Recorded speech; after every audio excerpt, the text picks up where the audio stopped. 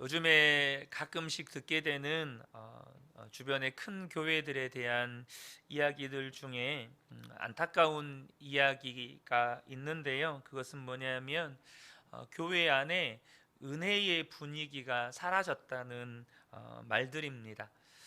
부르짖어서 기도하는 사람들을 찾아보기가 어렵고, 또 예배 때 말씀의 은혜 받기보다 졸다가 예배 끝나기 바쁘게 이렇게 예배당 밖을 나선다는 거죠. 또 심지어 교회에서 받는 이 직분이라고 하는 것은 세상에서 소위 말하는 어떤 승진이나 성공으로 비추어져서 서로가 그러한 직분을 얻으려는 그런 세상적인 모습들, 그런 이야기를 들으면 비록 우리가 개척교회로 이렇게 모이고 있지만 남 이야기로 들리지가 않습니다. 여러분, 우리 교회는 어떻습니까?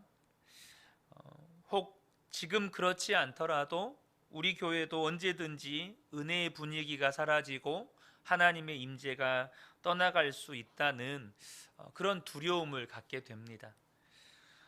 뉴질랜드의 한 남자 성도님이 한국에 계실 때 자신이 섬겼던 교회 담임 목사님께 메일을 보내오셨습니다. 이민자의 삶이 사실 쉽지 않죠. 이민자의 삶도 어려운데 또 한국에서 들려오는 좋지 않은 소식들에 마음이 무겁기도 하고, 또 이민 교회 안의 영적인 메마름이 너무 안타깝고, 또 경제적인 어려운 문제도 있고, 또 다른 어려움들도 많아서 날마다 하나님께 엎드려 기도하지 않을 수가 없었다는 이야기였습니다. 그러면서 한 장의 사진을 첨부해서 보내주셨는데, 그것은 여러분, 뉴질랜드 하면 아름다운 자연 경관이 제일 먼저 사람들의 머릿속에 떠오릅니다. 그런데 그런 사진이 아니고 정말 흉측해 보이는 발 사진이었습니다. 매일 1시간 이상 기도하는 생활을 수년간 해오던 어느 날, 아내가 이 남편의 발등을 보고 깜짝 놀라서 물었다는 겁니다. 여보, 당신 발이 왜 이래요? 어디 아픈 거 아니에요? 그래서 그 순간 자신도 혹시 무슨 병이 생긴 게 아닌가라는 두려움에 자신의 발을 자세히 보았더니 무슨 병이 생긴 건 아니고, 매일 카페 뒤에서 무릎을 꿇고 1시간 이상씩 기도하는 것을 수년 동안 이어오다 보니까 굳은 살 같은 것이 발등에 박혀서 생긴 그런 흉터였습니다. 그렇게 매일 1시간씩 하나님 앞에 1시간 이상씩 기도하면서 그렇게 수년의 시간을 보내오면서 하나님께서 베풀어 주신 은혜가 너무나도 많았다는 것이죠. 지금 새해 들어서 우리 교회가 1시간 기도 운동을 지금 하고 있습니다. 사랑하는 성도 여러분, 많은 분들께서 이렇게 믿음으로 동참하고 계시고 이렇게 하루에 시간을 정해서 하나님 앞에 기도하고 계시다는 것을 잘 압니다. 너무나도 잘하고 계시는 것이고, 여러분, 기도의 불이 피어나면 반드시 하나님은 일하기 시작합니다. 물론 여러분, 불이 시작될 때는 시간이 오래 걸릴 수 있어요.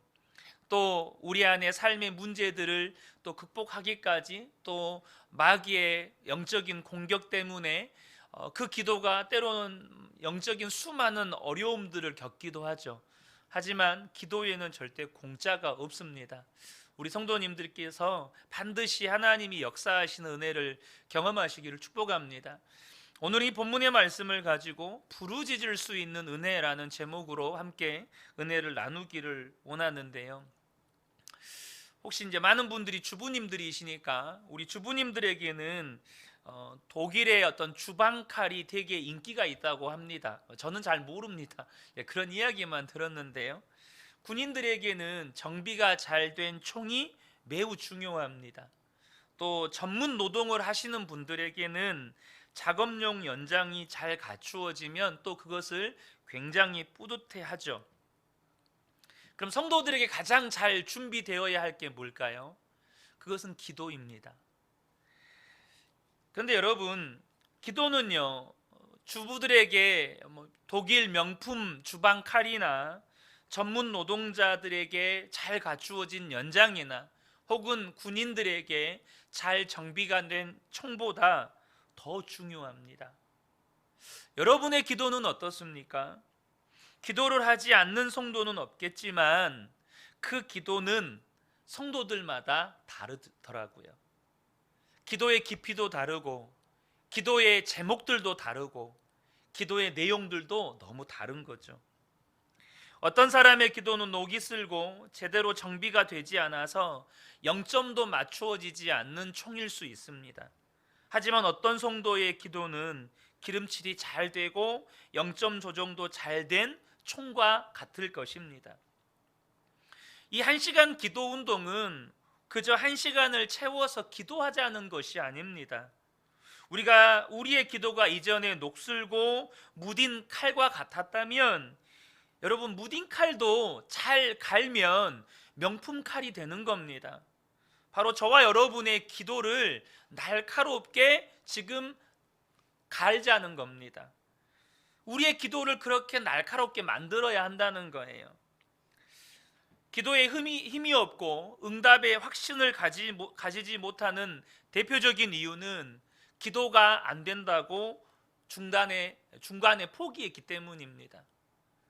여러분, 기도가 막히는 이유는요, 기도의 산을 넘지 못하고 중간에 포기했기 때문이에요. 그렇다고 기도를 하지 않으면 무 하나 제대로 썰지 못하는 투박하고 녹슨 칼이 되고 마는 겁니다. 그러므로 여러분, 기도가 막히더라도 기도는 계속 하셔야 합니다. 기도가 막힐수록 기도는 더 하셔야 합니다. 지난주에도 나누었지만 여러분, 기도의 가장 큰 능력은 계속 기도하는 겁니다. 기도의 가장 강력한 권세는요, 계속 기도하는 거예요. 응답도 없어요. 하나님의 역사도 나타나지 않아요. 근데 계속 기도하고 있다는 것은 무엇을 의미합니까? 여전히 내 안에서 성령님이 역사하고 계시다는 것입니다. 여러분, 기도의 연료는요, 성령님이십니다. 기도 제목이 많아서 기도가 되는 게 아니에요. 여러분, 문제가 많으면 기도가 될까요? 절대 그렇지 않습니다. 문제가 많아서 기도가 되는 게 아니고 내 안에서 성령님이 역사하셔야 기도가 되는 겁니다. 그러니까 아무런 역사가 나타나지도 않고, 그래서 때로는 지치고 정말로 기도를 포기하고 싶은데 기도가 돼요. 기도를 여전히 하고 있어요. 근데 그 이유가 뭐죠? 내 안에서 여전히 성령님은 기도의 불을 떼고 계시다는 겁니다.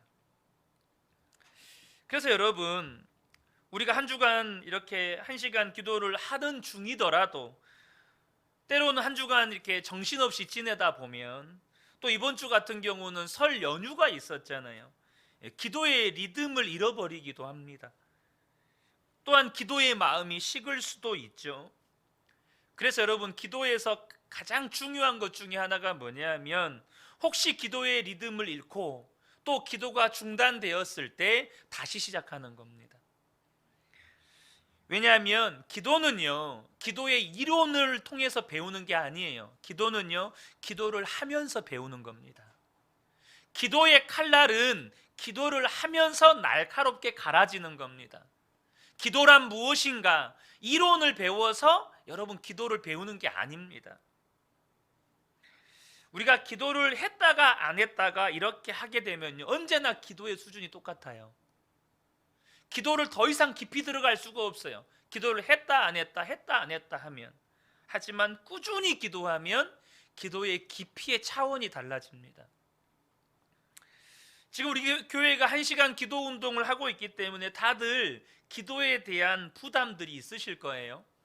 그렇기 때문에 그렇게 기도의 부담이 내 안에 주어질 때 기도를 연단할 수 있는 기회를 놓치시면 안 돼요.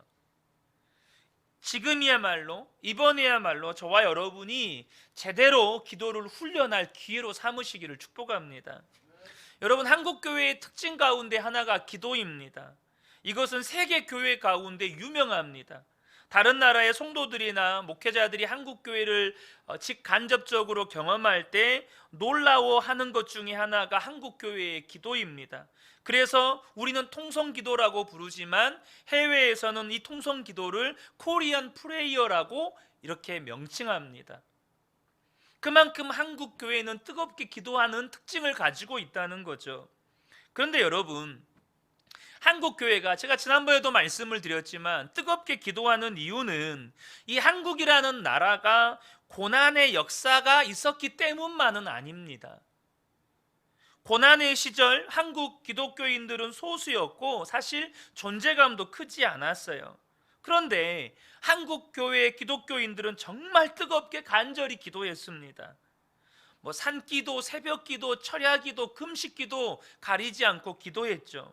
근데요, 세계 많은 나라에도 여러분, 우리나라와 같은 아픔을 겪고 고난을 겪은 나라들이 많습니다. 한국 교회만, 이 한국이란 나라만 유난히 많은 고난을 겪은 건 아니에요. 전 세계의 많은 나라들이 때로는 한국보다 더 심각한, 더한 고난을 겪은 나라들도 있어요. 그러나 그 모든 나라의 교회들이 한국 교회처럼 뜨겁게 기도한 건 아닙니다. 이건 무슨 말이냐면, 이 한국에 주어진 이 기도의 은혜는 한국 교회에 부어진 특별한 은혜라는 거예요. 특별히 우리가 1시간 기도 운동에 반응하는 우리 성도님들의 마음 또한 그 증거이기도 합니다. 여러분, 저와 여러분의 마음 안에 역사하시는 성령님이 주시는 생각에 더욱 집중하셔야 합니다. 하나님은요, 우리에게 무조건 기도만 하라고 하시는 분이 아니에요. 우리가 기도하라는 동기부여를 하실 때 우리가 기도할 수 있도록 분위기와 환경을 계속해서 만들어 가십니다. 지금 우리 교회 안에서 하나님께서 그렇게 만들어 가고 계세요. 이때 저와 여러분의 기도의 차원이 달라지기를 축복합니다. 여러분, 기도의 축복은 근본적으로 하나님을 아버지라고 부르는 것입니다. 우리가 받은 은혜와 복이 많지만 가장 귀하고 놀라운 복이 하나님을 아버지라고 부를 수 있도록 허락해 주셨다는 겁니다.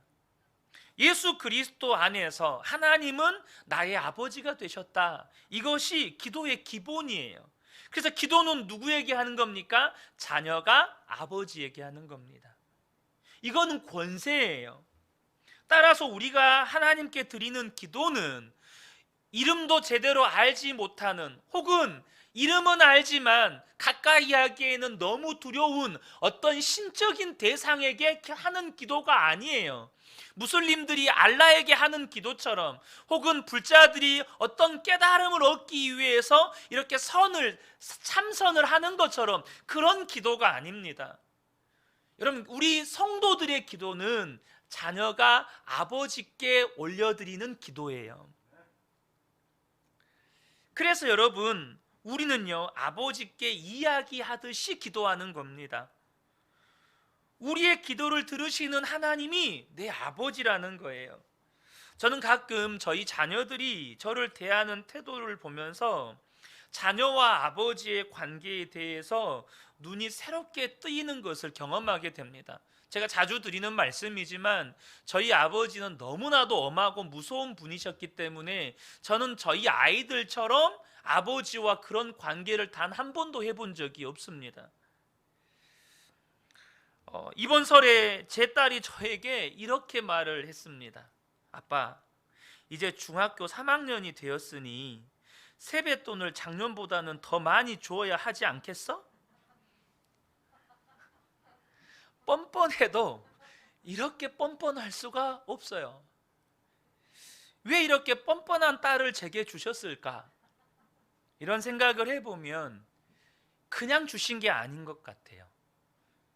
여전히 저에게 하나님 아버지는 때로는 아버지인 게 분명하지만, 내 아빠인 게 분명하지만 언제나 A를 갖춰야 하고 어떤 형식을 갖춰야 하고 또 기도의 어떤 틀을 갖춰야 하고, 그래서 기도할 때는 어떤 주여부터 시작해서 예수님의 이름으로 기도합니다, 아멘이라고 하는 그런 형식을 갖추어야만 하는, 아직은 저에게는 그런 면이 너무나도 부족하거든요. 그래서 저희 아이들을 보면 놀랍습니다. 아빠와는 이렇게 관계를 하는 거구나. 제가 세뱃돈을 올려줬을까요? 안 올려줬을까요? 당연히 올려줬죠. 여러분, 제가 하나님께 나아가는 저의 태도를 돌아보게 돼요. 하나님께서 우리의 기도를 들으실 때 꼭 그와 같습니다.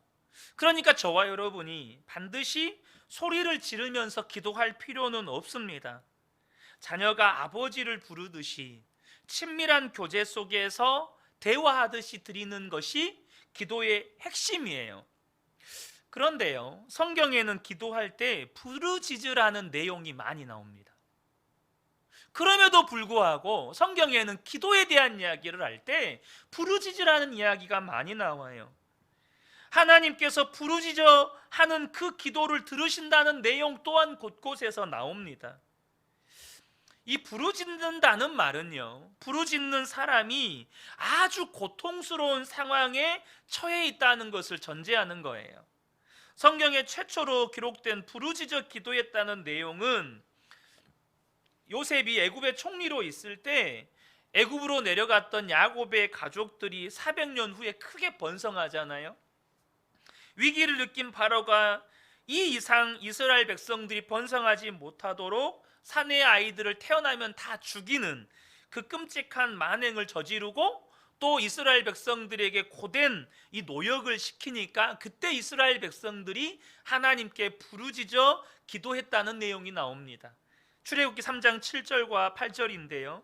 여호와께서 이르시되 내가 애굽에 있는 내 백성의 고통을 분명히 보고 그들의 감독자로 말미암아 부르짖음을 듣고 그 근심을 알고 내가 내려가서 그들을 애굽인의 손에서 건져내고 그들을 그 땅에서 인도하여 아름답고 광대한 땅, 젖과 꿀이 흐르는 땅, 곧 가나안 족속, 헷 족속, 아모리 족속, 브리스 족속, 히위 족속, 여부스 족속의 지방에 데려가려 하노라. 그러니까 이스라엘 백성들이 언제 기도했습니까? 언제 부르짖어 기도했습니까? 그들에게 고통이 극심했을 때.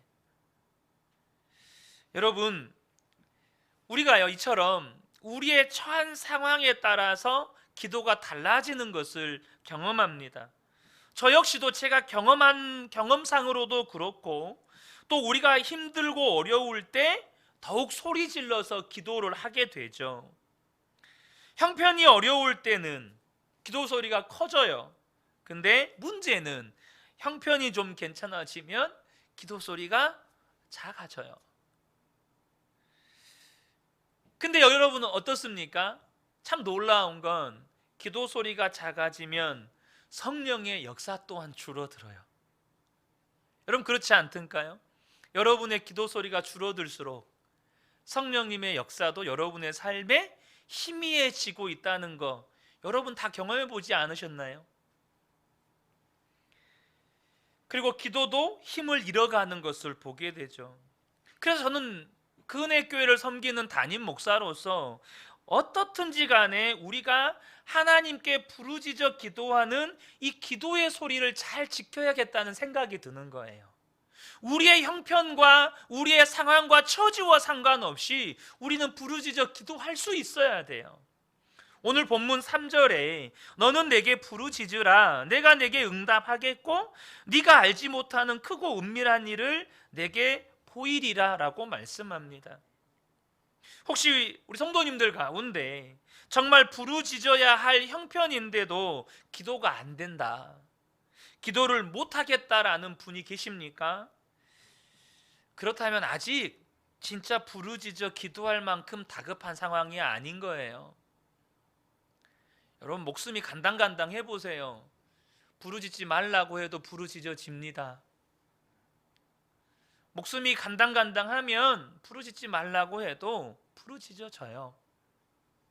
그것이 아니라면 아직도 정신을 못 차리고 있는 거예요. 여러분 근데 한번 생각해 보세요. 저와 여러분이 부르짖어 기도해야 할 만큼 상황이 오도록 부르짖어 기도하지 않고 있다면 그건 어리석은 일 아닐까요? 부르짖어 기도해야 될 상황이 올 때까지 아무런 영적인 활동을 하지 않고 그냥 기도를 하는 건지 마는 건지 그렇게 영적인 무감각 상태에 머물러서 지내는 것이 여러분 어리석은 일 아니겠습니까? 여러분 하나님께서 너는 내게 부르짖으라 라고 하는 이 말씀은 명령이기도 하고 한편으로는 부르짖어도 된다는 허락이기도 합니다. 왜 이게 허락이냐? 여러분이 만약 어떤 유력하고 힘이 있는 사람에게 도움을 받고자 도움을 요청할 때 어떤 태도를 취하세요? 큰 소리로 요구하세요? 나 좀 도와주세요. 여러분 그러신가요? 여러분, 도움을 청하는 사람이 그런 태도를 취하는 경우는 없습니다. 저기요, 제가 진짜 어려운데요. 이분 한 번만 도와주시면 안 될까요? 제가 어떻게든 갚겠습니다. 이번 한 번만 좀 도와주세요. 여러분, 이것이 도움을 요청하는 사람의 태도죠. 반면에 돈 받을 사람한테 찾아가면 돈을 가져와라 말아라, 돈 갚을래 안 갚을래 큰 소리를 치죠. 근데 여러분, 우리가 기도를 한다는 건 도움을 요청하는 겁니까? 아니면 돈 받으러 가는 겁니까? 하나님께 도움을 요청하러 가는 거잖아요. 근데 하나님은 뭐라고 말씀하시는 거예요? 큰 소리로 부르짖어 기도하라는 거예요. 그러니까 이거는 상식적으로 사실 말이 안 되는 거예요. 도움을 요청하려고 하려면 하나님 좀 도와주시면 안 될까요? 제가 이런 처지에 처했는데 제발 좀 도와주시면 안 될까요? 그래야 하잖아요. 어떻게 큰 소리를 칩니까? 상대방의 이 심기를 어떻게든 안 건드려야 되니까 최대한 불쌍한 척, 최대한 그분의 비위를 맞춰가면서 손이 발이 되도록 빌어가면서 그렇게 도움을 요청하는 게 세상의 방식이잖아요. 근데 하나님이 하시는 말씀은 큰 소리로 부르짖으라는 거예요. 왜 그렇게 큰 소리로 부르짖으라는 거죠? 자녀니까. 저는 여기 이 말이 이해가 돼요. 우리 애들을 보거든요. 자기들이 잘못했는데 큰 소리를 자기들이 쳐요. 아빠니까 이해해야지. 아빠니까 그 말이 맞기는 한데요. 저는 그 말을 들을 때 하나님과의 관계를 다시 돌아보게 됩니다. 나를 사랑하니까 아빠가 그렇게 해야지. 참 어처구니가 없는 말인데요. 하나님이 지금 저와 여러분에게 그것을 허락하시는 겁니다. 너희들은 그렇게 해도 돼. 너희들은 그렇게 뻔뻔하게 큰 소리로 도움을 요청하면서도 그렇게 뻔뻔하게 큰 소리로 기도해도 돼. 이렇게 말씀하시는 거예요. 사랑하는 성도 여러분, 도대체 우리가 어떤 존재이기에 감히 하나님 앞에서 큰 소리를 칠 수가 있습니까? 하나님이 허락하셨기 때문에, 우리가 하나님의 자녀가 되었기 때문에 하나님이 허락해 주신 거예요. 사랑하는 성도 여러분, 그래서요, 부르짖어 기도하는 건 놀라운 은혜입니다. 그러므로 저와 여러분이 하나님께 부르짖는 축복을 누리셔야 돼요. 하나님께서 우리에게 부르짖는 기도를 하라고 하는 또 다른 이유는 뭐냐면 우리의 기도를 통해서 일하시기 때문입니다. 그런데요, 이 말을 오해하시면 안 돼요. 우리의 기도를 통해서 일하신다는 이 말씀의 비밀을 여러분들이 정확하게 아셔야 돼요. 하나님께서 아브라함에게 그의 후손들이 이 애굽 땅에서 살게 될 것을 예언하시고 400년 동안 괴로움을 받게 될 거라고 말씀하셨어요. 그런데 애굽에서 나온 것은 430년 만이에요. 그렇다면 30년은 어떤 기간이었을까요? 이 30년, 그것은 부르짖는 기도가 나올 수밖에 없는 고통스러운 기간이었으리라고 추측이 돼요. 하나님께서는 이미 이스라엘 백성을 애굽에서 건져낼 계획을 다 세워놓으셨어요. 그러면서도 하나님 뭘 기다리시는 거죠? 이스라엘 백성들이 기도할 때까지 기다리시는 거예요. 하나님이 계획하셨을지라도 우리가 기도하지 않으면 하나님은 일하시지를 않아요. 무슨 말이냐? 이스라엘 백성들을 애굽에서 구해내셔서 가나안 땅으로 인도하시는 이 놀라운 구원을 행하셔야 되는데, 이미 이스라엘 백성들은 400년 동안 애굽에서 살면서 애굽이 너무 좋은 거예요. 세상이 너무 좋은 거예요. 그러니까 애굽에서 떠날 생각을 해요, 안 해요? 안 해요. 그러니까 기도해야 될 필요성이 있어요, 없어요? 없어요. 그래서 하나님께서 서서히 그들에게서 보호의 손을 거두십니다. 사내 아이들이 태어나자마자 죽고 강제 노역은 더 심해지고, 그때 이스라엘 백성들이 부르짖어 기도할 수밖에 없었어요. 그런데 여기서 우리가 주목할 것은 하나님의 더 큰 계획을 주목하셔야 돼요. 하나님이 하시려는 일은요, 지금 이스라엘 백성들을, 사내 아이들이 죽고 또 강제 노역을 하는 이 고통에서 건져내시는 게 아니에요. 이스라엘 백성들은 기도했겠죠. 뭐라고 기도했겠어요? 하나님, 이 고통에서 우리를 좀 건져 주십시오. 그들의 기도는 이 애굽에서 건져내셔서 우리를 저 약속의 땅 가나안으로 인도하여 드려 주십시오, 이런 기도가 아니었습니다. 그들의 기도는 단지 하나님, 우리를 이 고통에서 건져 주세요, 이 부르짖는 기도였을 뿐이에요. 근데 하나님은 그 기도에 응답하셔서 어떻게 역사하시죠? 단지 그들에게 강제 노역을 끝내고 사내 아이들이 죽임을 당하는 그 고통에서 건져주신 게 아니고, 그들을 애굽에서 건져내셔서 약속의 땅 가나안으로 들이시는 일을 행하시는 겁니다. 이것이 크고 놀라운 비밀이에요. 무슨 말이냐면, 우리가 하나님께 부르짖을 수밖에 없는 문제가 생겼을 때 신앙적인 판단, 영적인 분별력을 가지셔야 돼요. 부르짖는 기도가 나온다면 하나님의 계획이 있다는 거예요. 단순히 그들을, 사내 아이들이 죽임을 당하는 그 고통과 강제 노역의 고통에서 건져주시는 게 하나님의 계획이 아니고, 하나님의 계획은 400년 전부터 그들을 애굽에서 꺼내셔서 가나안 땅으로 인도하여 들이시는 놀라운 계획을 가지고 있었다는 거예요.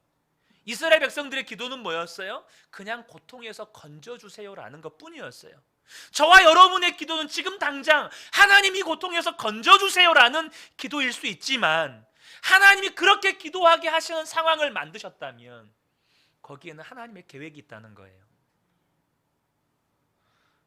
하나님의 크고 비밀한 일이 진행되고 있다는 것을 믿으셔야 한다는 거예요. 하나님의 계획은 단순히 문제 해결이 아니라는 겁니다. 당장 죽을 것처럼 부르짖게 되더라도 어려운 형편만 보지 말고 하나님께서 간섭하실 때가 가까이 왔다는 것을 믿으시라는 겁니다.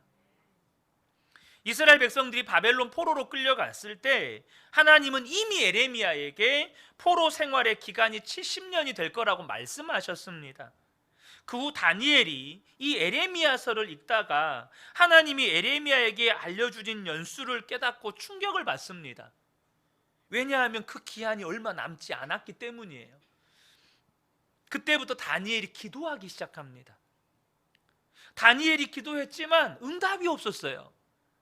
계속 부르짖는데도 응답이 없는 이유를 나중에 알게 됐는데요, 알고 보니까 이 다니엘이 이제 마지막 왕조가 페르시아 바사의 총리로 있을 때 이 페르시아를 지배하던 악한 영이 하나님의 응답을 가져오는 천사를 막아서고 있었던 거예요. 그러니까 다니엘은 계속해서 기도하니까 천사장 미가엘이 와서 이 페르시아를 점령하고 있는 악한 영을 무찌르고 그제서야 응답을 이 천사가 가지고 온 거죠.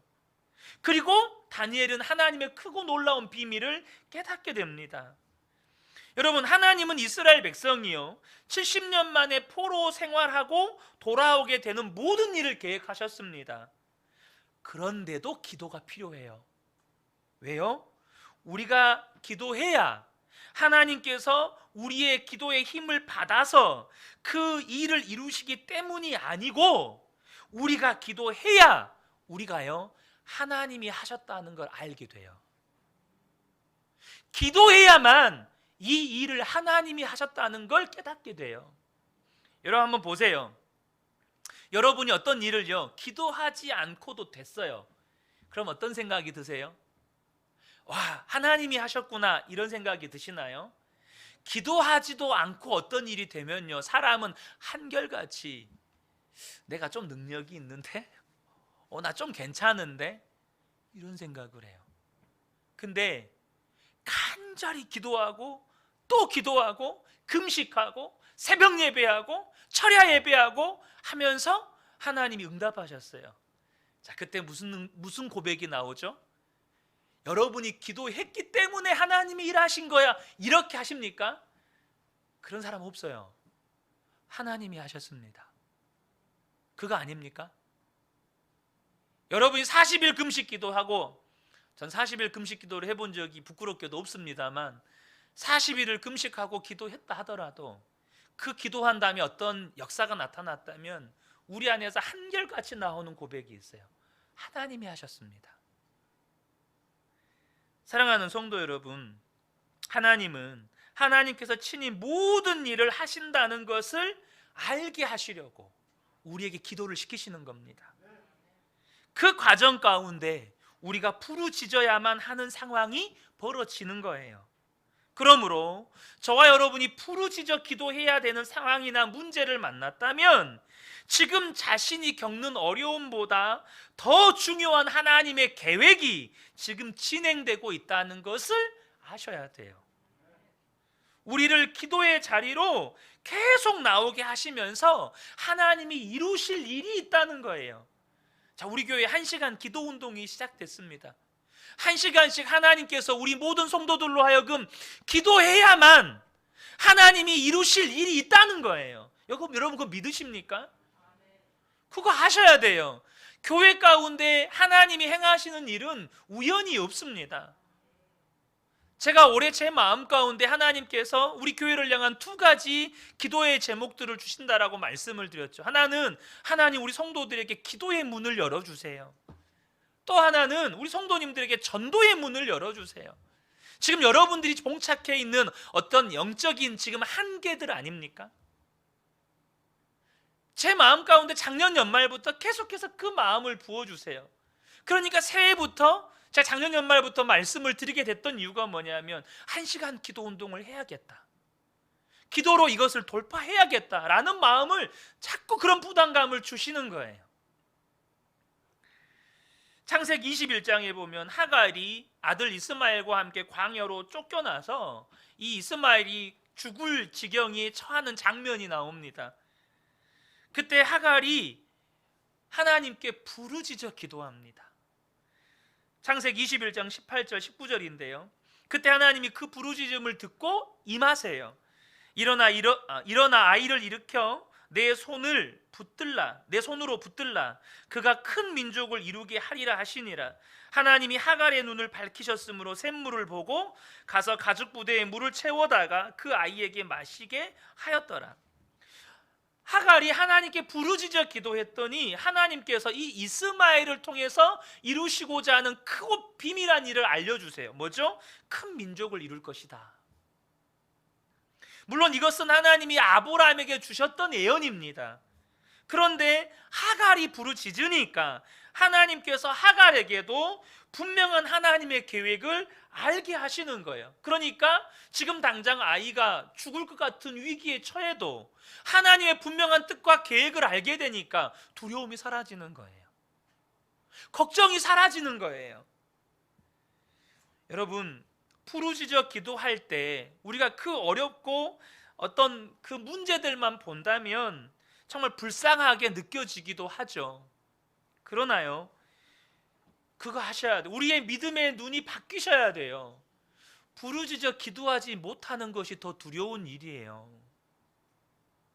부르짖어 지금 기도하고 있지 못하다는 건 지금 내가 뭔가 영적으로 무디어져 있다는 뜻이거든요. 어떤 사람은 지금 그 삶의 처지가 너무나도 어려워서 하나님 앞에 날마다 눈물로 부르짖어 기도할 수밖에 없어요. 근데 어떤 사람은요, 삶이 그냥 평안해요. 어려운 일도 없어요. 그러니까 예배에 대한 사모함도 별로 없고 기도해야 된다는 필요성도 별로 느끼지 않아요. 그리고 기도하지도 않아요. 그게 더 위험한 거예요. 그게 더 무서운 거예요. 여러분, 다윗이 제일 두려워했던 게 뭐죠? 하나님의 임재가 떠나가는 것이었습니다. 여러분, 성도에게 가장 큰 두려움이 뭘까요? 하나님의 임재가 떠나가서 더 이상 내게 하나님의 말씀이 들리지 않고, 내 삶에 더 이상 하나님의 역사가 보이지 않고, 더 이상 내 삶 가운데 하나님이 행하셨다고 말할 만한 일들이 일어나지 않고, 그것을 성경에서는 영적인 암흑기라고 말하는 겁니다. 사랑하는 성도 여러분, 저와 여러분이 하나님의 시각을 가지게 되기를 축복합니다. 나는 괜찮아요. 하나님의 은혜로.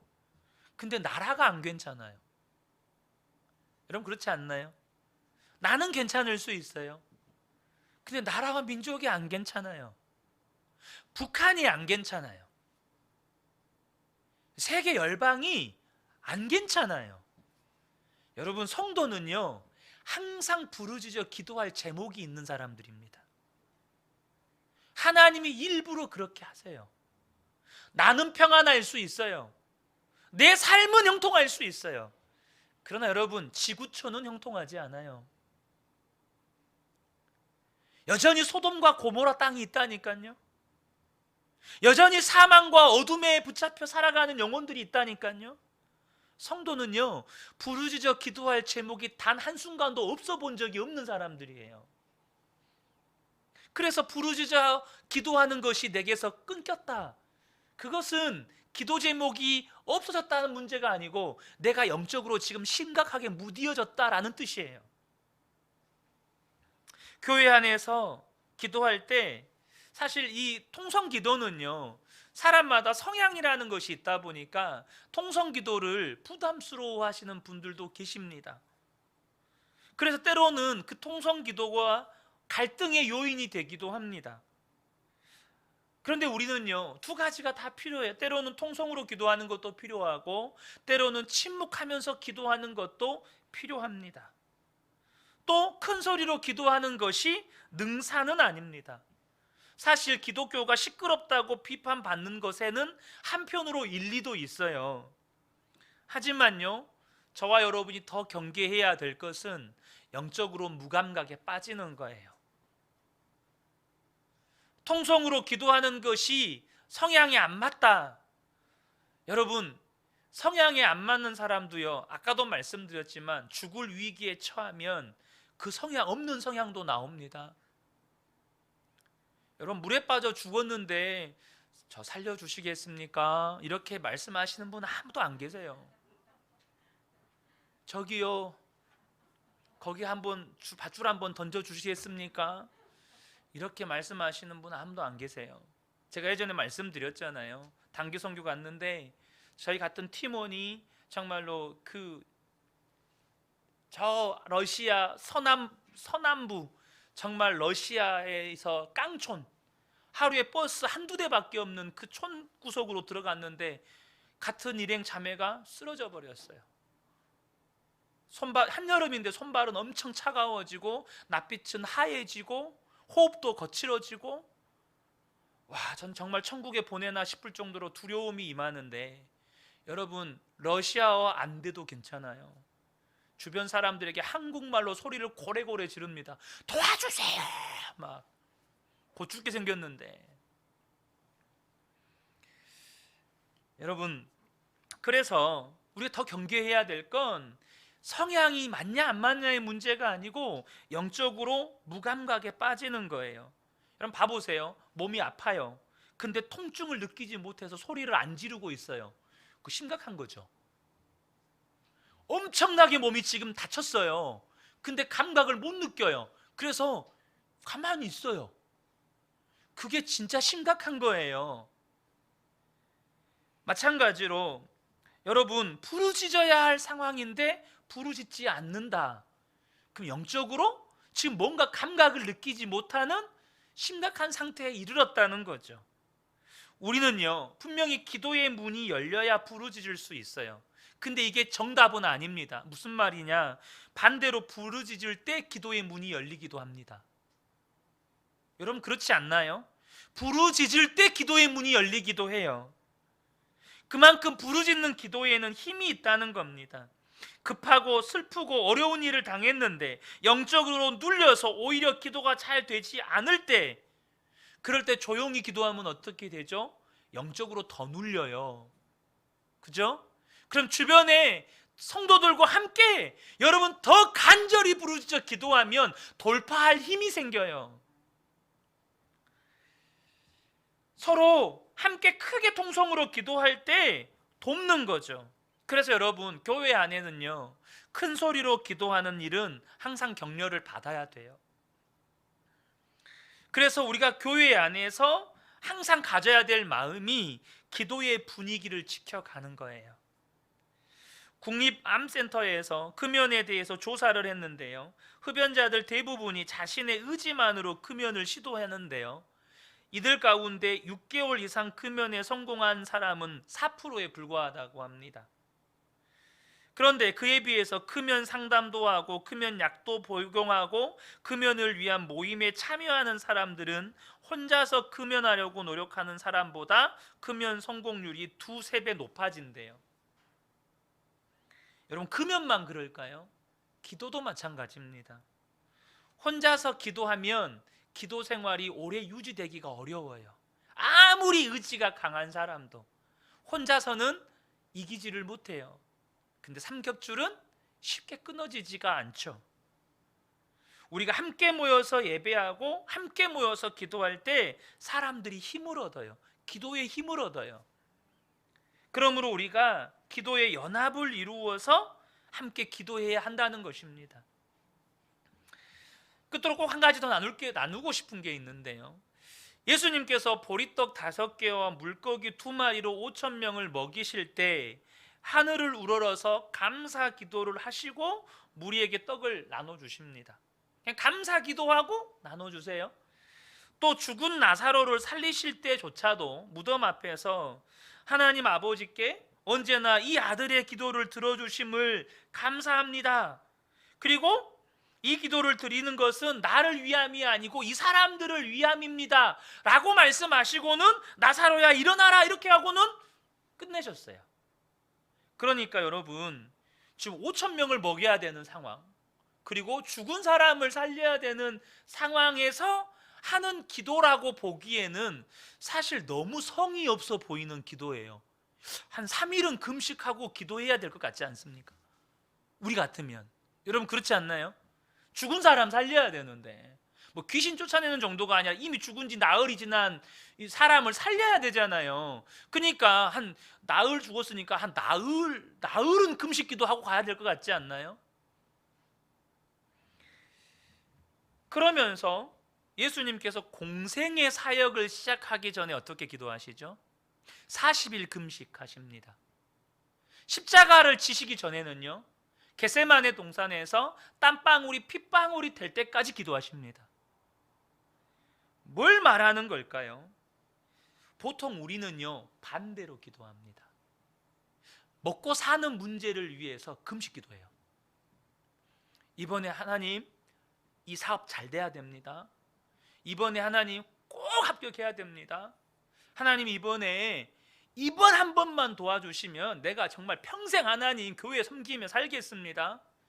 그래서 우리 믿음의 부모님들 수능 시험만 되면 안 하던 새벽 기도 시작하시고, 좀 더 하면 금식 기도 시작하시고, 자녀들이 중요한 시험 앞두고 있다 보면 막 100일 기도 시작하시고 하죠. 건강에 문제가 생기고 죽을 병에 걸리면 이거는 진짜 뭐 말할 것이 없죠.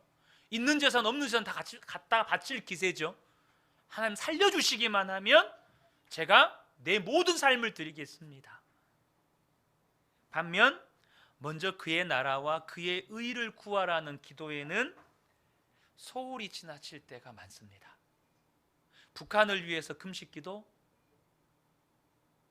열방과 민족을 위해서 금식기도, 나라와 민족을 위해서 금식기도. 여러분 어떤가요? 사랑하는 성도 여러분, 우리의 기도가 여기서부터 바뀌어야 됩니다. 우리의 기도가 예수님의 기도를 닮으셔야 돼요. 무엇을 먹을까? 무엇을 입을까? 무엇을 마실까? 하나님 시험 잘 보게 해주세요. 사업 잘 되게 해주세요. 이 병 낫게 해주세요. 기도하지 말라는 게 아니에요.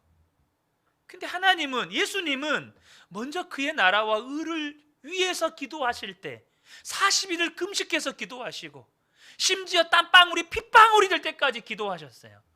왜 그렇게 기도하셨을까요? 우리에게 기도의 본을 보이시려고요. 우리가 새벽에 말씀을 듣고 개인 기도 들어가기 전에 민족 복음화를 위해서 함께 기도하잖아요. 그 기도는 의미가 있는 기도입니다. 여러분, 우리가 먹고 사는 문제가 힘들고 어려워서 기도한 적은 있어도 하나님 나라와 이 민족과 한국 교회를 위해서, 북한이나 열방과 민족을 위해서 기도 한번 제대로 해보지 못하고 하나님 앞에 선다면 그건 두려운 일입니다. 저와 여러분이 정말 하나님 나라와 이 민족과 한국 교회와 또 열방과 민족을 위해서 정말로 애통함으로 부르짖어 기도하는 건 성령의 역사가 아니면 안 되는 일이에요. 주님이 그 마음을 부어주시지 않으면 안 되는 겁니다. 저는 우리 성도님들의 기도의 제목부터 바뀌는 은혜가 있기를 축복합니다. 물론 이거는 하나님의 마음이 부어져야 돼요. 성령님이 우리 안에 역사하셔야 합니다. 꼭 기억하십시오. 지금 여러분이 부르짖어 기도할 수밖에 없다면 거기에는 하나님의 계획이 있다는 거예요. 하나님이 창세전부터 저와 여러분의 인생 가운데 이루시고자 하는 하나님의 계획이 있어요. 하갈이 부르짖어 기도할 때 하나님은 알게 하셨고, 저와 여러분이 부르짖어 기도할 때 하나님은 알게 하시고, 그럼 우리의 기도의 제목이 바뀌어가는 거죠. 이 밤에 저와 여러분이 이제는 하나님께서 원하시는, 정말 하나님이 무엇을 원하시는지, 하나님이 그 역사를 이루실 수 있도록 하나님 내가 기도하게 해주십시오. 그렇게 우리의 기도가 바뀌게 되기를 축복합니다. 부르짖어 기도하는 건 은혜입니다. 이 밤에 우리 함께 그 은혜를 누리기를 간절히 예수님의 이름으로 축복합니다. 아멘.